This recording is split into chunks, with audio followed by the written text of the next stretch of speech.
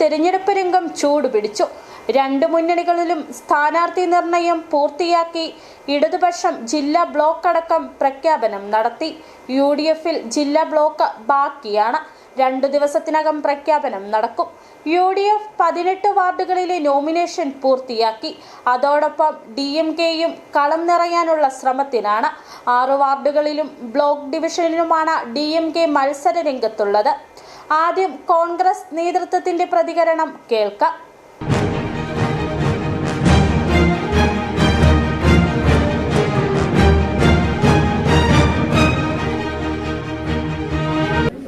നൂറ് ശതമാനം വിജയമാണ്. കാര്യം എന്താ വെച്ചാൽ കഴിഞ്ഞ പ്രാവശ്യത്തെ അപേക്ഷിച്ച് യാതൊരുവിധ തർക്കങ്ങളും UDFിനകത്ത് തർക്കങ്ങൾ ഇന്നുവരെ ഉണ്ടായിട്ടില്ല.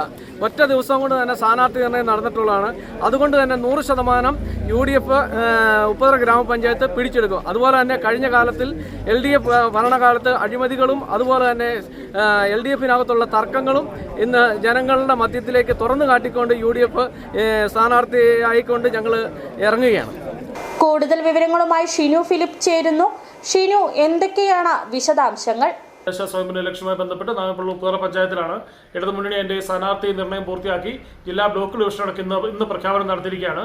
UDF 18 വാർഡുകളിലെ സ്ഥാനാർത്ഥി നിർണ്ണയം പൂർത്തിയാക്കി. ഇന്ന് നോമിനേഷൻ സമർപ്പണവും കഴിഞ്ഞിരിക്കുകയാണ്. ജില്ലാ ബ്ലോക്കുകൾ ബാക്കിയുണ്ട്. 2 ദിവസം പൂർത്തിയാകുമെന്നാണ് അറിയാൻ സാധിച്ചത്. അതോടൊപ്പം തന്നെ DMK കളത്തിൽ നിറയുകയാണ്. 6 വാർഡുകളിലും ബ്ലോക്ക് ഡിവിഷനിലാണ് DMK മത്സരിക്കുന്നത് ഉപ്പുതറ പഞ്ചായത്തിൽ.